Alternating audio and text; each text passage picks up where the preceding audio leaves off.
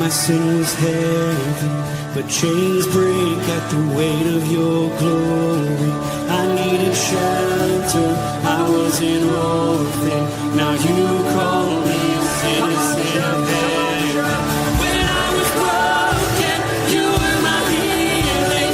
Now your love is the air that I'm breathing. I have a future, my eyes are open. 'Cause when you call my name, I ran out of that grave, out of the darkness, into your glorious day. You called my name, and I ran out of that grave, out of the darkness, into your glorious day.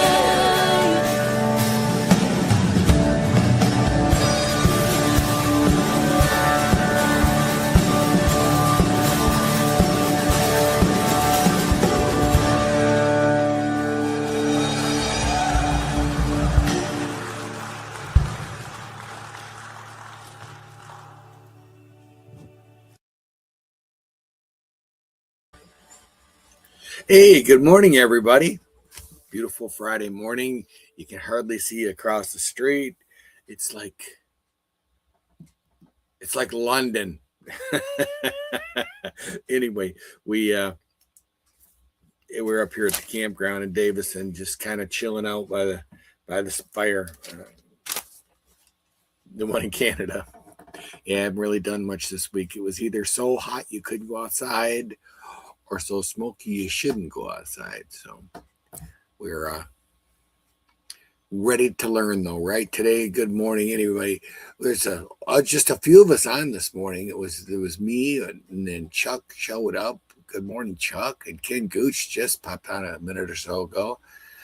It says we have 12 people online, so that's not bad for a Friday, right? Oh, and Dave Donnelly. Good morning, Dave. It's good to see you.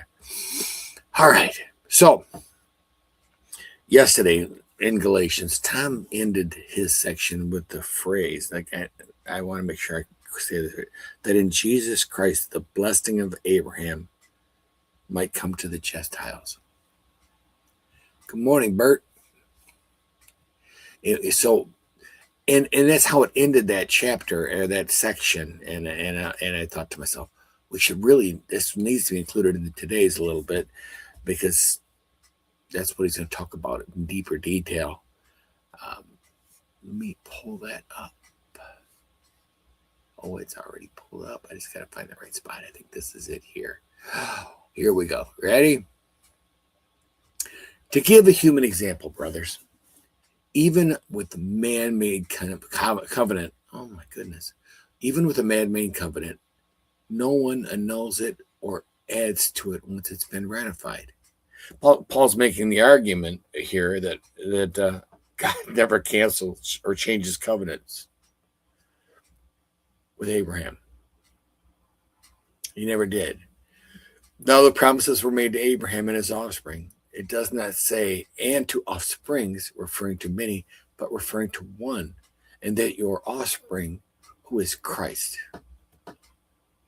Paul writes that God's promise didn't point to all the descendants of Abraham. Instead, he sees Jesus, a fulfillment of that promise. That's kind of curious. To me, that was one of those, what? And then in verse 17, he writes, this is what I mean. The law, which came 430 years afterwards, does not annul a covenant previously ratified by God, so as to make a promise void. For if the inheritance comes by the law, it no longer comes by promise. But God gave to Abraham by promise. So there's only two possibilities here, right? You can earn it through the law, which means by your duties, your works, you make sure you're following all the rules, or you can earn by the promise.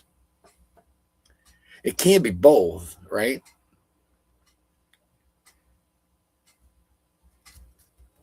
And I look back at Abraham and I'm thinking, God never really asked Abraham to earn his reward. He said he'd earned it already. He said he was righteous, right? So why was the law written then, right? Let's go to verse 19. I think that might explain it. Why then the law? Wow, it's like I knew he was going to ask that. It was added because of transgressions until the offspring should come to whom the promise had been made. And it was put in place through angels by an intermediary. Oh, wow, there's a lot there. I mean, so it was added because of transgressions. So the law was there to expose sin, to restrain sin, because once you know what you're doing wrong, you should stop doing it, right? And to prepare us for Christ. Galatians 3:24. Paul later in this chapter, he's going to say something that basically calls the law a guardian leading us to Christ. Moses served as the intermediary, I think given through angels. I think this is kind of where he's going. Moses served as an intermediary with the law. The promise made came from God to Moses, who brought it to the people of Israel. Mediator requires a third person, and that's where I think he's going with the intermediary thing. The promises between Abraham and God. The mediator is like with God, it was between God and Israel, moderated by Moses. The key to God's promise, though, is Abraham depends entirely on God's faithfulness, not human obedience. The promise is so much greater, right?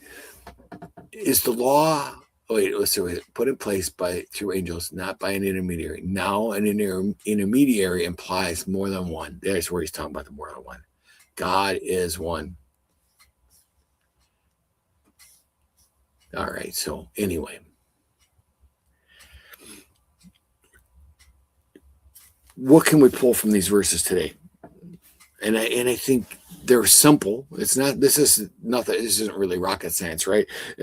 Today we are assured that our standards with God rests on his promises fulfilled in Jesus. We can take that to the bank. The law shows us God's holiness while revealing our need for a Savior. The law is a curb or a guide. It shows us where we fail and then gives us an off-ramp, an ability to stop doing that. God's promises are dependable, and I think that's what we forget is everything about God promised Abraham happened. It just happened down the road, right? Just as he didn't abandon that covenant with Abraham ever, that covenant was stuck. But for some reason, we like to tie things onto things. And I think probably Paul's reference to this in this chapter goes back and even into Ephesians, in Ephesians 2, where God wrote, "For it is grace you have been saved through faith. And it is not from yourselves. It's a gift from God, not by works, so that no one can boast." The works aspect will lead us to boast. Churches, you've seen it. We've all seen it in churches where there's people that walk around thinking they've already got it figured out and they know what's going on, or judging others because it's easier to judge others than yourself sometimes. And we rest assured that with Jesus, all that stuff is taken care of already. We just need to stay on the straight and narrow, look at the curbs in the mirrors and say, am I there? Am I doing what I should be doing? And the answer probably is no, but we can rest assured that Jesus has already taken care of that for us. That's what I got for you today, boys. Have a great weekend. Enjoy the weather. And may someone see Jesus in you today. Peace.